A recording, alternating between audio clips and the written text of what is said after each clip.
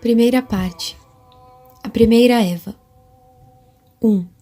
A formação de Eva. E criou Deus o homem à sua imagem, criou-o à imagem de Deus, varão e fêmea os criou. A primeira referência feita à mulher nas Sagradas Escrituras se situa no contexto da criação. Está dito que a mulher, como o homem, foi criada à imagem de Deus. Essa primeira observação do Gênesis merece um estudo especial, pois dá sentido a tudo o que vem em seguida.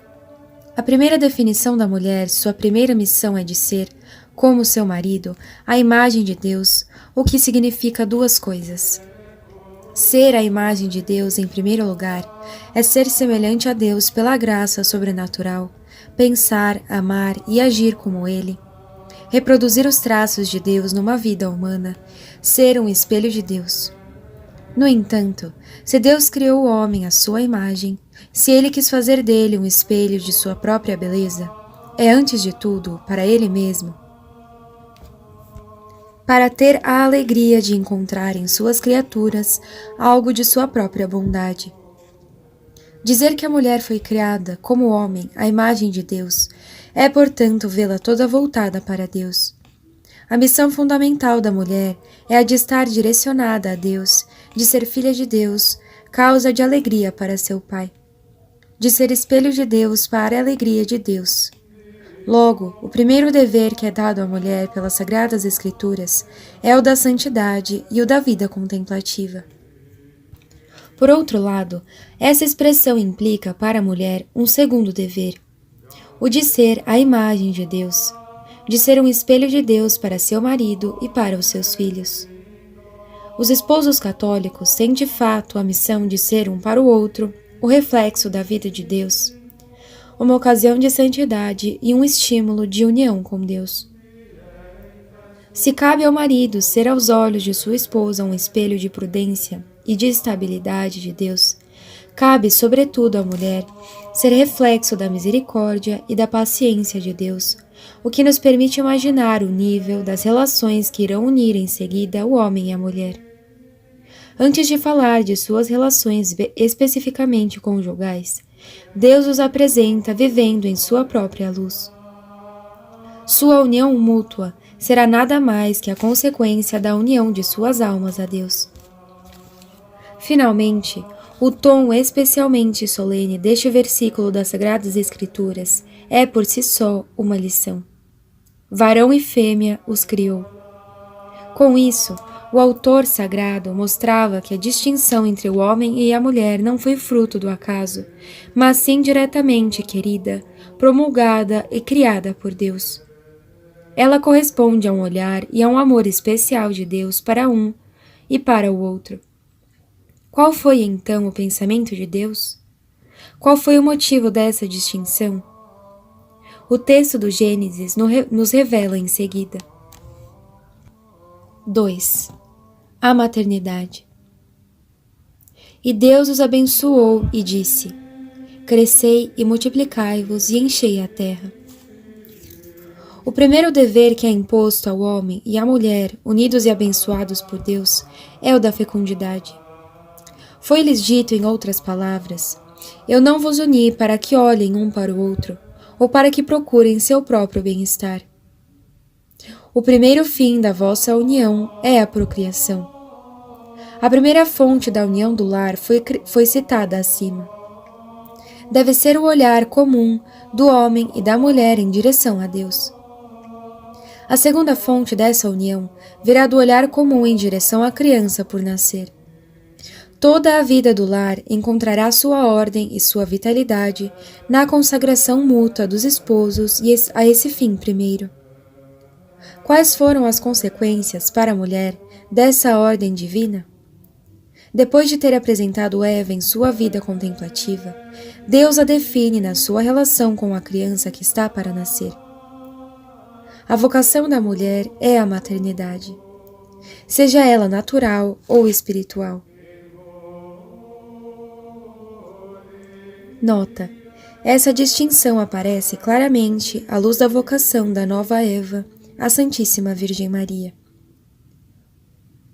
Ela mobiliza todas as qualidades da mãe para a grande missão da transmissão e cuidado da vida. O ser todo inteiro da mulher está como que magnetizado pelo interesse do outro, pelo serviço de uma missão que ultrapassa seu entendimento. A vocação para a maternidade faz desabrochar a mulher, consagrando-a a um fim que lhe é exterior, seu filho. Isso aparece de maneira cativante na maternidade física, pela qual a mulher não se contenta em dar alguma coisa, mas ela se doa a si mesma. Ela gera seu filho do seu próprio sangue e o alimenta do seu leite, e desde o pecado original, ela põe às vezes até a própria vida em perigo na hora do parto. Para estar convencido, basta lembrar-se de sua própria mãe, das proezas de renúncia, de paciência, de superação das derrotas e das humilhações que ela soube encontrar em seu coração de mãe. A vocação da mulher aparece, à primeira vista, como um dom de si, porque ela é uma obra de amor. Eis uma preciosa indicação sobre a linguagem adequada para dirigir-se às jovens moças que se preparam para a sua missão de esposa.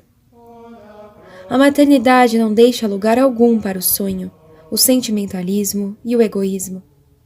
Ela é, a todo momento, um esquecimento de si. Por este motivo, seria bom que a jovem aprendesse desde cedo a praticar essa lei da generosidade, principalmente pelas obras de misericórdia espiritual, educação, catecismo, apostolado e corporal, cuidado das crianças, dos anciãos e dos pobres. E que ela aprenda a encontrar alegria nessas ações, pois a vocação da mãe é fonte de grande felicidade, por ser participação na obra de Deus. Deus, que chama a mulher a uma grande abnegação, enriquece ao cêntuplo aquelas que respeitam e amam sua santa vontade. 3. O trabalho da mulher.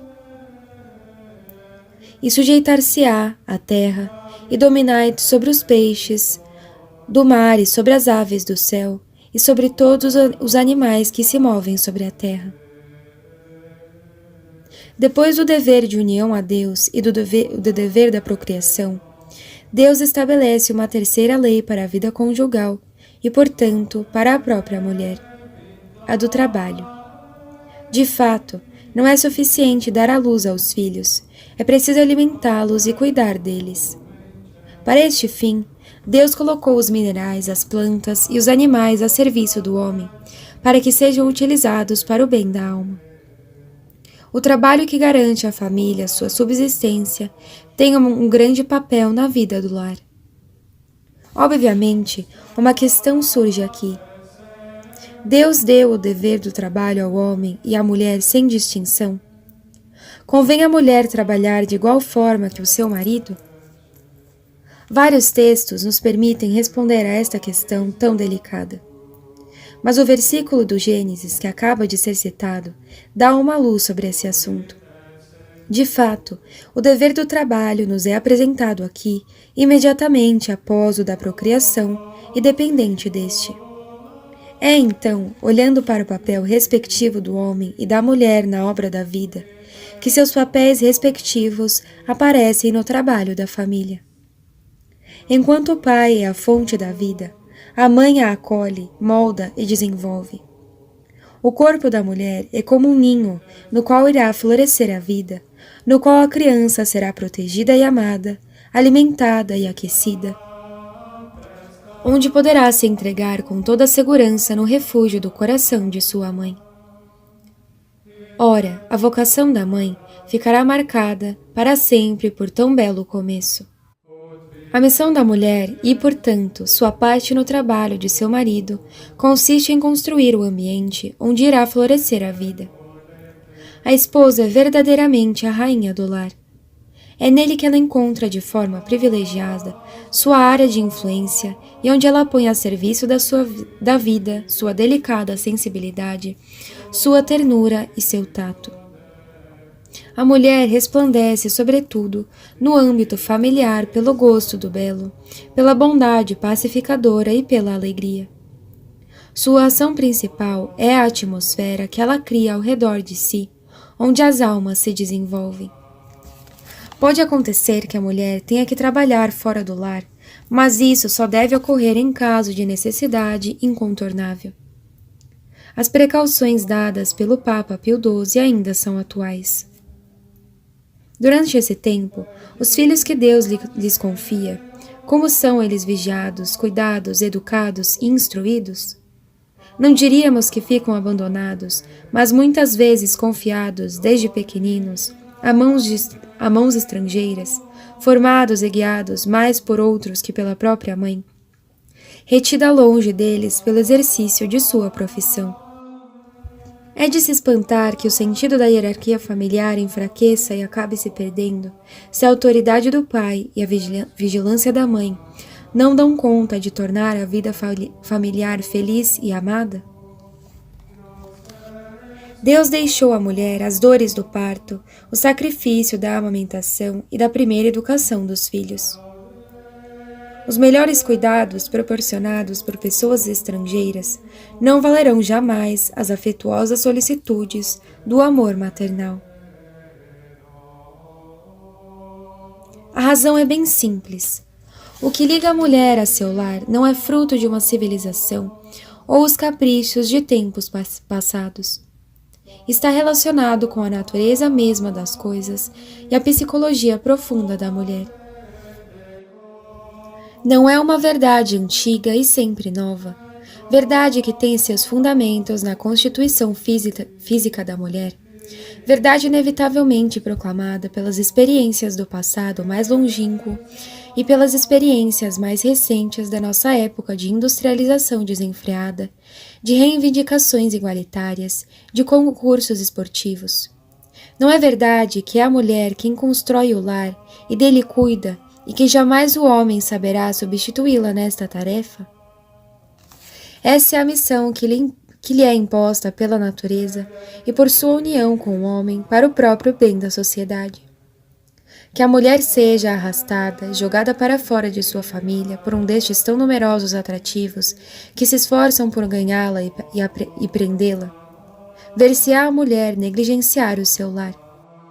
E o que acontecerá sem essa viva chama?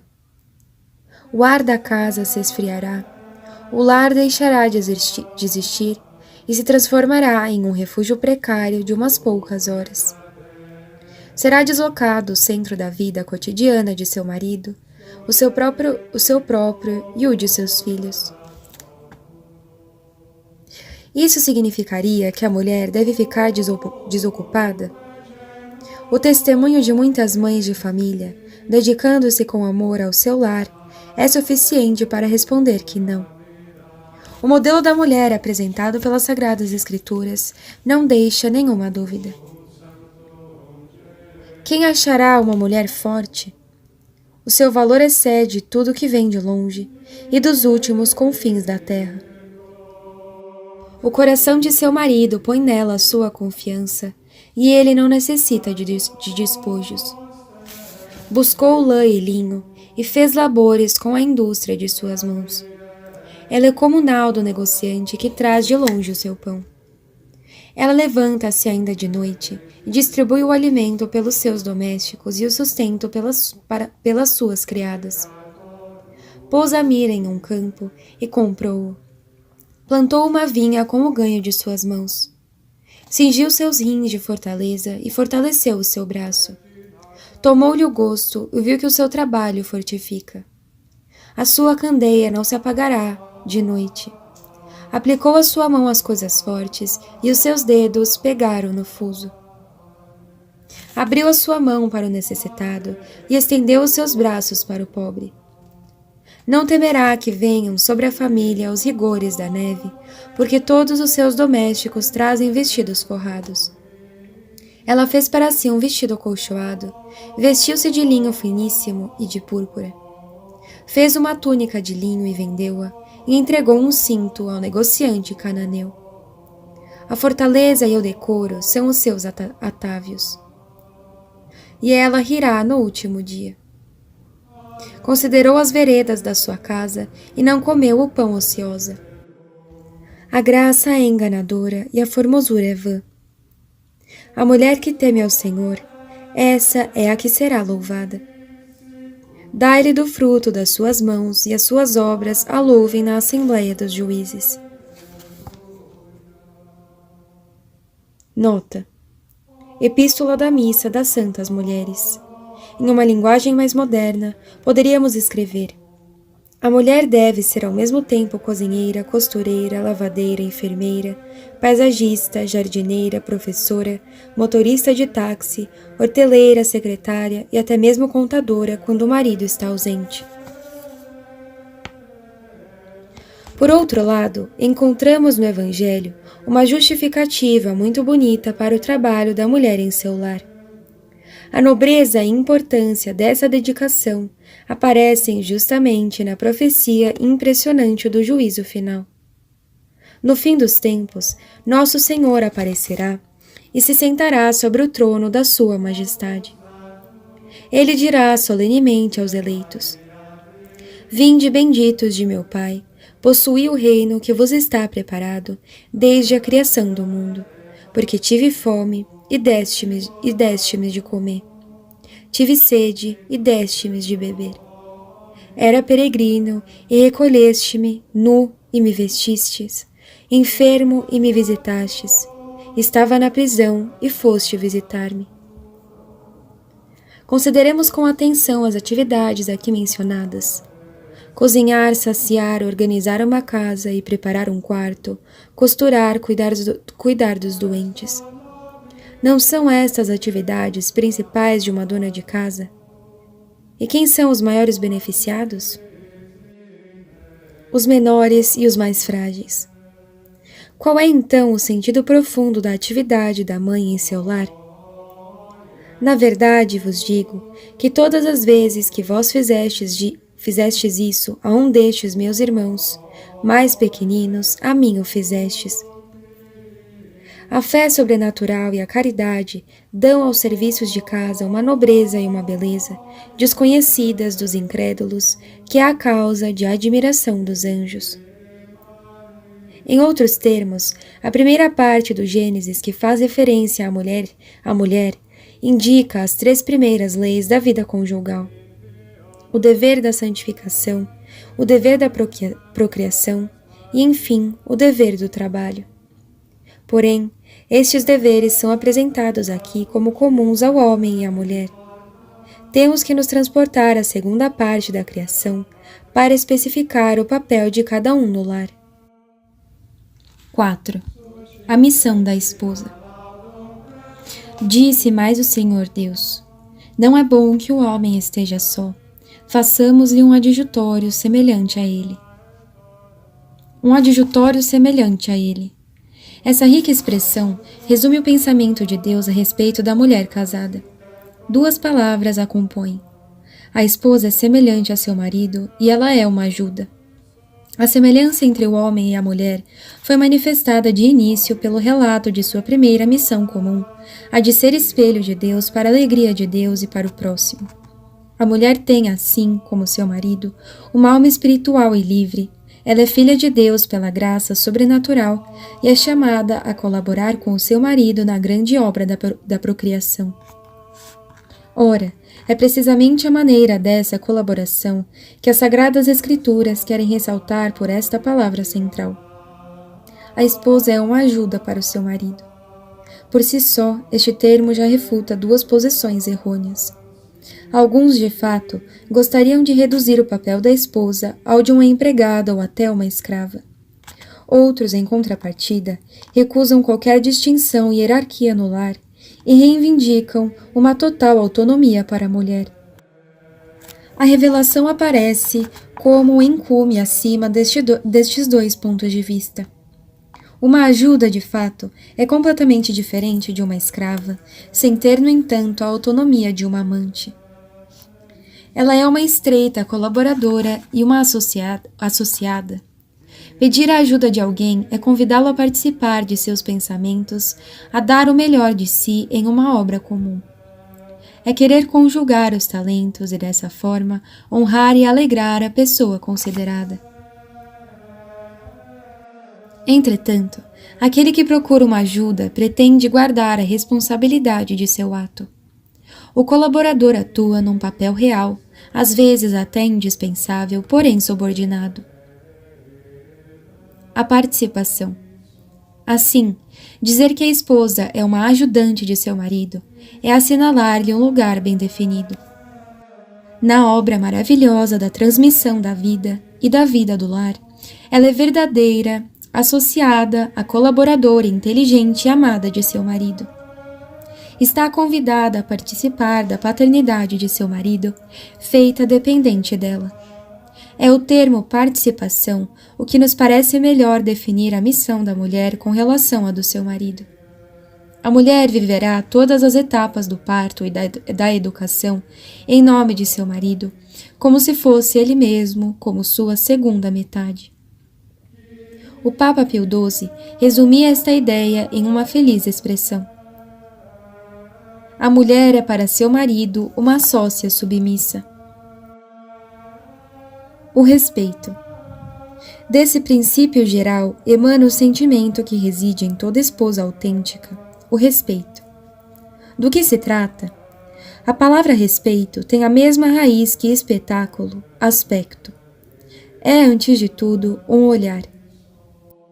Respeitar uma pessoa é ver nela, através da crosta, às vezes rugosa de sua natureza ou de seus defeitos, a nobreza da alma, a dignidade da missão que Deus lhe confiou. Respeitar seu marido é, então, para a mulher, reconhecer nele a autoridade de Deus, é ver nele o chefe da família e a fonte humana da vida.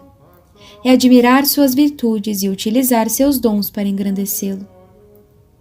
Por outro lado, esse respeito e amor da esposa por seu marido devem, por meio de seu comportamento, resplandecer aos olhos dos filhos, pela maneira de falar do pai quando está ausente, pelo cuidado que tem de relembrar aos filhos sua existência, pela atenção que tem pelas coisas que lhe pertencem. Em todas as circunstâncias, a esposa faz com que os filhos percebam que, por meio dela, é o pai quem comanda a casa, quem recompensa e quem castiga.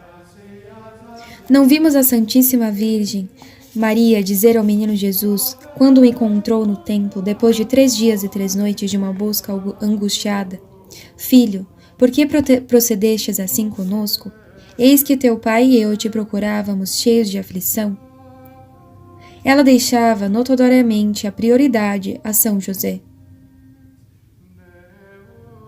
Diante das pessoas de fora, a esposa católica é particularmente vigilante em jamais criticar seu marido. E não seria inútil acrescentar que ela está obrigada a maior discrição em tudo que for relacionado à vida íntima do lar. Pelo casamento, a mulher foi chamada a participar da vocação de seu marido. Nesse ponto, ela constitui uma só pessoa com ele. Virou sua associada íntima, sua confidente, foi introduzida em seu segredo. Assim sendo, deve tapar com um véu de silêncio e de respeito tudo aquilo que se refere ao mistério da vida e à fecundidade do lar. Enfim, o respeito da esposa se manifesta de uma maneira muito concreta para com seu próprio marido. Longe de ficar com os ciúmes de sua missão de chefe da família e de seu lugar privilegiado, a esposa se esforça por engrandecer seu marido, por torná-lo melhor. Mais exatamente, ela aumenta sua autoridade moral, atraindo-o ao bem. Ela o apoia no seu papel de pai de família e nas suas obras. Dessa forma, a esposa se torna parte importante da felicidade e do sucesso de seu esposo. Frederic Leplay relata a este respeito uma característica da sociedade chinesa de seu tempo. Na China, escreve ele, quando um funcionário deu provas extraordinárias de zelo e de habilidade, o soberano não se limita a recompensá-lo. Ele concede ao mesmo tempo à sua esposa honras especiais. O documento que confere este testemunho da satisfação imperial evidencia em suas linhas que a mulher assim destacada prestou ao Estado um serviço eminente, proporcionando a seu marido uma vida feliz e duplicando por este meio as forças que ele pôde consagrar aos exercícios de suas funções. Essa influência benéfica da esposa sobre seu marido foi valorizada pelo próprio São Pedro. Igualmente, vós, mulheres, ensina ele, sede submissas a vossos maridos, para que, se alguns não creem na palavra, sejam ganhados pelo proceder de suas mulheres, sem a palavra, considerando a vossa vida casta e cheia de respeito. O primeiro Papa define claramente que a influência da esposa sobre seu marido não é a do ensino, o que seria o papel da autoridade. A mulher não é mãe de seu marido. Trata-se, na verdade, de um esplendor do exemplo, da influência de um espelho que transmite uma beleza de outra ordem. A pureza resplandecente. Outra passagem das Sagradas Escrituras exprime a força santificante da esposa em relação a seu marido. Ditoso o homem que tem uma virtuosa mulher, porque será dobrado o número dos seus anos. A esposa forte é a alegria do seu marido, derramará paz sobre os anos da sua vida. A mulher virtuosa é uma sorte excelente. Terá o marido dela satisfeito o coração, seja rico ou pobre, e o seu rosto ver-se-á sempre alegre. A graça de uma mulher cuidadosa deleita o seu marido, e o seu bom proceder infunde-lhe vigor até os ossos. É um dom de Deus uma mulher sensata, amiga do silêncio. Nada é comparável a uma mulher bem educada.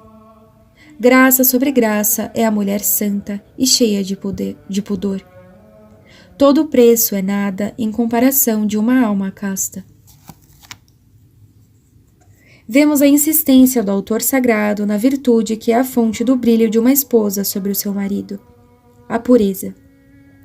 Um homem entregue à paixão é um homem diminuído. Ele é escravo de seus humores e é levado à ira, à injustiça e à inconstância. Ele falha na sua bela missão de chefe. Purificá-lo é, portanto, devolver-lhe a dignidade que lhe é devida e sua autoridade moral. Quem duvidará que a mulher não tenha um poder considerável sobre as virtudes de seu marido? Ela é, em grande parte, responsável pela nobreza dos seus relacionamentos. Sua pureza é comunicativa e melhora seu esposo. É assim que a mulher é verdadeiramente para o seu marido. Uma ajuda semelhante a ele. Que ela participa de sua missão de pai, contribuindo para sua felicidade e para o bem da família. Quanto mais o homem for pai, mais sua companheira será mãe. Ela será o coração enquanto ele for a cabeça, e ele será forte quando ela for pura.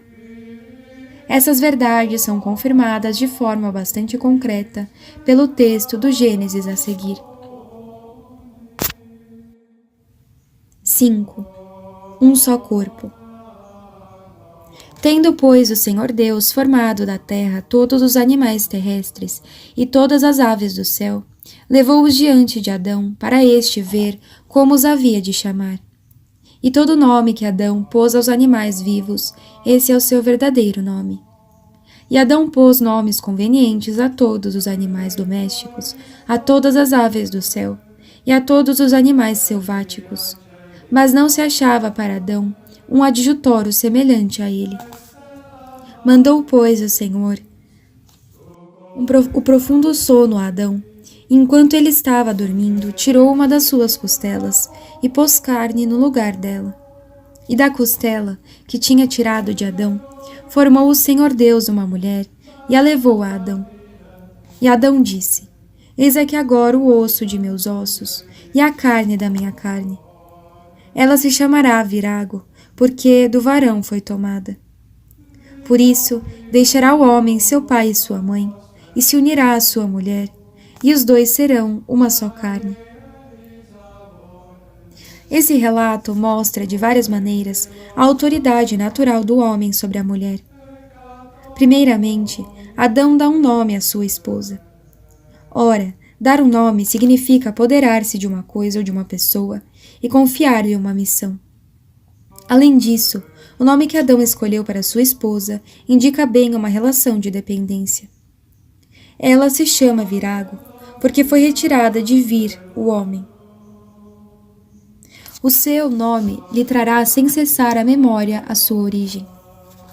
O fato de Deus ter querido tirar a mulher do corpo do homem indica bem essa intenção da providência.